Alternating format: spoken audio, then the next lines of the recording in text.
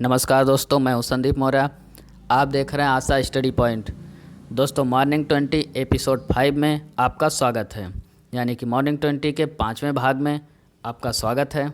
चलिए, आज फिर हम पहले की तरह 20 क्वेश्चन और उनके आंसर और उस पर कंप्लीट चर्चा करने वाले हैं। तो चलिए स्टार्ट करते हैं। हम पहला क्वेश्चन है हमारे पास, निषिद्ध शहर के नाम से जाना जाता है। तो आंसर है लहासा। लहासा शहर कहाँ है? तो तिब्बत में है। तिब्बत आपको पता है कहाँ है? उत्तर भारत यानी कश्मीर और नेपाल के पास में तिब्बत है। चलिए नेक्स्ट क्वेश्चन देखते हैं। किस शहर को पूर्व का प्रवेश द्वार कहा जाता है? तो जकार्ता। जकार्ता को पूर्व का प्रवेश द्वार कहा जाता है। नेक्स्ट क्वेश्चन आता है, ब्राज़ील का मानचेस्टर कहा जाता है। ब्राज़ील का मानचेस्टर साओ पालो को कहा जाता है। साओ पालो। अब पहली बात यह है कि मानचेस्टर क्या होता है? तो सूती कारखाने उद्योग या अधिकतम कारखाने यानी वस्त्र उद्योग मानचेस्टर कहलाता है। चलिए नेक्स्ट क्वेश्चन देखते। यही एक और क्वेश्चन आ जाता है कि भारत का मानचेस्टर किसे कहा जाता है? तो भारत का मानचेस्टर अहमदाबाद को कहा जाता है। नेक्स्ट देखते हैं, इंग्लैंड का बगीचा कौन कहलाता है? तो आंसर है केंट, यानी कि केंट शहर को इंग्लैंड का बगीचा कहा जाता है। नेक्स्ट क्वेश्चन, दक्षिण पूर्व एशिया का स्थल अवरुद्ध देश कौन सा है? लाओस। स्थल अवरुद्ध यानी कि चारों तरफ से स्थल से घिरा हुआ, यानी कि जलीय सीमा नहीं है, दक्षिण पूर्व एशिया का है। और लाओस को क्या कहा जाता है? हाथियों का देश। तो यही एक और क्वेश्चन बनता है, सफ़ेद हाथियों का देश तो थाईलैंड होता है। तो थाईलैंड और लाओस में आपको कन्फ्यूज नहीं होना है, एक हाथियों का देश, एक सफ़ेद हाथियों का देश। चलिए नेक्स्ट क्वेश्चन देखते हैं, क्षेत्रफल की दृष्टि से विश्व का सबसे बड़ा भू आवेष्टित देश कौन सा है? देखिएगा, भू आवेष्टित, इसका मतलब वही क्वेश्चन पिछली की तरह, चारों तरफ से स्थल भाग से घिरा हुआ देश। तो आंसर है मंगोलिया। अब यहीं एक और बात कर लेते हैं कि क्षेत्रफल में सबसे बड़ा देश, तो आपको पता है सोवियत संघ यानी कि रूस। तो रूस क्षेत्रफल में सबसे बड़ा देश है। यहाँ भू आवेष्टित कह दिया गया, यानी कि भूमिबद्ध है, तो फिर मंगोलिया आंसर हो जाएगा। चलिए नेक्स्ट क्वेश्चन देखते हैं, भू आकृति विज्ञान यानी कि जियोमॉर्फोलॉजी का जन्मदाता किसे कहा जाता है? तो आंसर है पेसेल को। पेसेल को भू आकृति विज्ञान का जन्मदाता कहा जाता है। नेक्स्ट क्वेश्चन आता है, प्रसिद्ध भौगोलिक ग्रंथ का नाम देखिएगा, किताबुल हिंद। किताबुल हिंद किसने लिखा? तो अल बरूनी ने लिखा। आपने इतिहास में पूरा पढ़ा होगा कि अल बरूनी कौन था, कहाँ से आया, किसके राज्य में आया था। तो आज का क्वेश्चन ये है कि अल बरूनी किसके समय में भारत आया था, कहाँ से आया था। दो क्वेश्चन बनते हैं, आप उसके आंसर देंगे इतिहास से। चलिए, आप इतिहास की लिस्ट में देख सकते हैं, विदेशी लेखक, विदेशी विद्वान, इसका एक टॉपिक बना हुआ है, वहाँ से आप इसके आंसर देख सकते हैं। नेक्स्ट क्वेश्चन आता है, वायु में आपेक्षिक आर्द्रता मापन हेतु कौन सा उपकरण है? इसका मतलब ये है कि हवा में नमी नापने के लिए, नमी ज्ञात करने के लिए किसका प्रयोग किया जाता है? हाइग्रोग्राफ। हाइग्रोग्राफ का प्रयोग किया जाता है। और उपकरण की बात है, मात्रक की बात करें तो हाइग्रोमीटर। तो हाइग्रोग्राफ के द्वारा मापा जाता है। और ये क्या बताता है?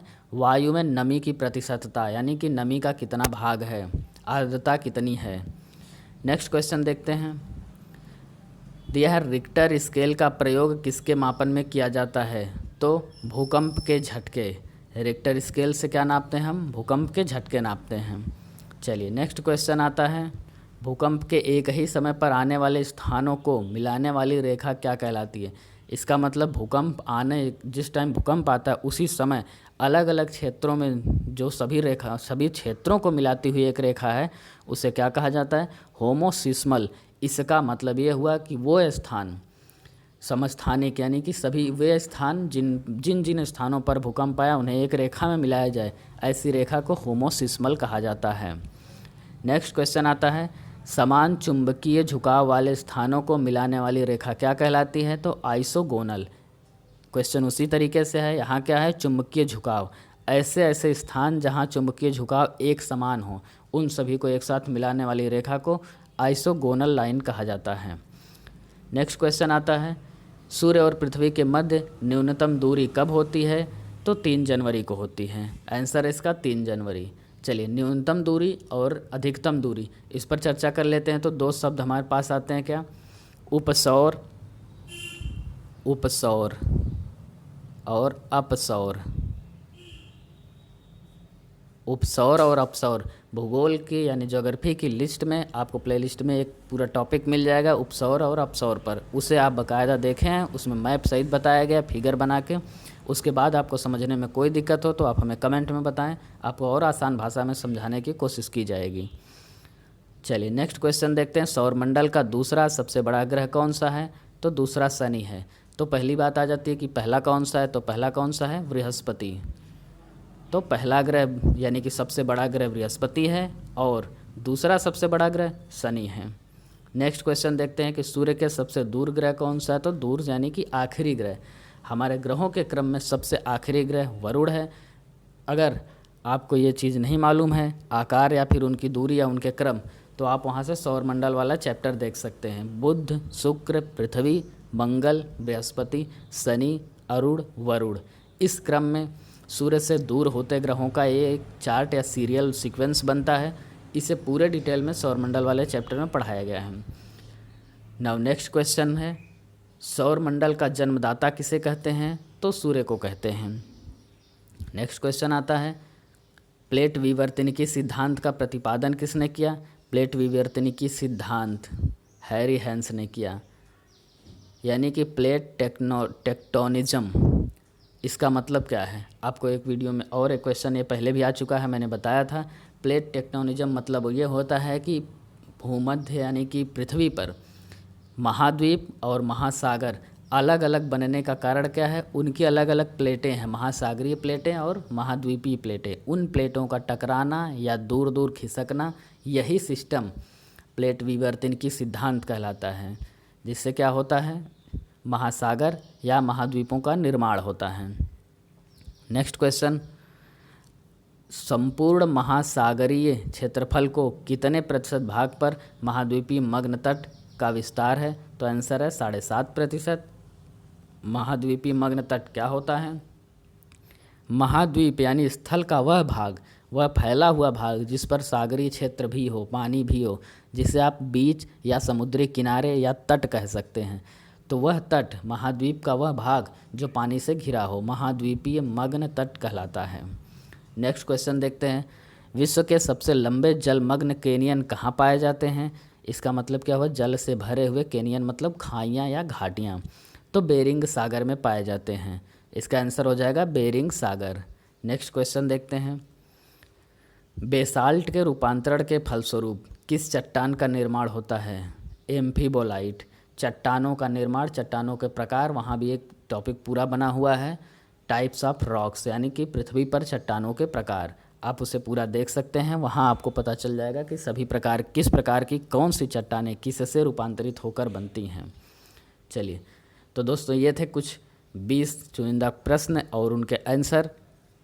अब हम बात कर लेते हैं, आज की तारीख 17 जून है और 17 जून में इतिहास में एक नज़र डालते हैं 17 जून की तारीख पर। तो 17 जून 1775 यानी कि 1775, समय है 1775। 17 जून 1775 को ब्रिटिश सेना ने अमेरिका की महाद्वीपीय सेना को पराजित कर दिया था। लेकिन कुछ ही देर बाद या फिर कुछ समय बाद जल्द ही अमेरिका ने दोबारा अपने आप को संयोजित किया और अपना स्वतंत्रता संग्राम जारी रखा। तो मेन बात यह है कि ब्रिटिश सेना ने अमेरिका की महाद्वीपीय सेना को पराजित कर दिया। चलिए नेक्स्ट देखते हैं, समय है 1756। 1756 में क्या हुआ? नवाब सिराजुद्दौला ने 50,000 सैनिकों के साथ कलकत्ता पर आक्रमण किया। 1756 में सिराजुद्दौला ने कलकत्ता पर 50,000 सैनिकों के साथ आक्रमण किया। नेक्स्ट घटना आती है 1757। 1757 1757 में मुर्शिदाबाद पर हमला करने के लिए रॉबर्ट क्लाइव गया था, लेकिन कटवा के ज़िले पर कब्जा कर लिया। तो मुर्शिदाबाद किले पर हमला करने के लिए रॉबर्ट क्लाइव गए और कटवा के किले पर कब्जा कर लिया था। ये दोनों क्षेत्र एमपी के पास पड़ते हैं। कटवा महाराष्ट्र में है, मध्य प्रदेश में, सॉरी। तो कटवा मध्य प्रदेश क्षेत्र में आता है। नेक्स्ट क्वेश्चन देखते हैं। 1799 1799 समय दिया है 1799। 1799 नेपोलियन बोनापार्ट ने इटली को अपने साम्राज्य में शामिल कर लिया। तो नेपोलियन बोनापार्ट ने इटली को अपने साम्राज्य में शामिल किया। नेक्स्ट अगली घटना आती है 1917। समय है 1917 यानी कि 1917। 1917 में क्या हुआ? साबरमती आश्रम में महात्मा गांधी ने अपना आवास बनाया, यानी साबरमती आश्रम को महात्मा गांधी ने अपना आवास बनाया। साबरमती आश्रम कहाँ है? तो गुजरात में है। चलिए नेक्स्ट देखते हैं। समय है 1938 1938। 1938 में जापान ने चीन के खिलाफ युद्ध की घोषणा की। जापान ने चीन के खिलाफ युद्ध की घोषणा की। नेक्स्ट घटना देखते हैं। अगली घटना 1944। समय है 1944 1944।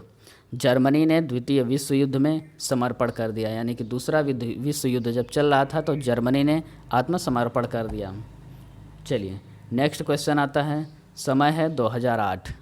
भारत के इतिहास से बात कर लेते थोड़ा सा। तो समय 2008, ये आज की तारीख की घटना है। 17 जून 2008 को भारत ने हल्के लड़ाकू विमान तेजस का बंगलुरु में सफल परीक्षण किया। तो 2008 में भारत ने हल्के लड़ाकू विमान तेजस का बंगलुरु में सफल परीक्षण किया। तो दोस्तों ये थे आज के कुछ 20 क्वेश्चन, उनके आंसर और 17 जून की प्रमुख घटनाएं इतिहास से लेकर अब तक। तो आज का वीडियो यहीं समाप्त करते हैं। और इस वन लाइनर किसी भी वीडियो का PDF चाहिए तो आप उसके डिस्क्रिप्शन से पिछली वीडियो के PDF पा सकते हैं। जैसे आज एपिसोड 5 है तो एपिसोड 4 इसके डिस्क्रिप्शन में आपको यहाँ से मिल जाएगा। नेक्स्ट 6 वाले एपिसोड में 5 का PDF मिल जाएगा। वहाँ लिंक होगा, लिंक से आप क्लिक करके हमारे टेलीग्राम चैनल पर चले जाएंगे। आशा स्टडी पॉइंट चैनल है, वहाँ से आप पूरा PDF डाउनलोड कर सकते हैं। चाहे तो आप वहाँ से पढ़ सकते हैं, डाउनलोड कर सकते हैं, या फिर आप वीडियो देख सकते हैं। तो आज का वीडियो यहीं समाप्त करते हैं। आशा स्टडी पॉइंट चैनल आपके उज्जवल भविष्य की कामना करते हैं। धन्यवाद मित्रों।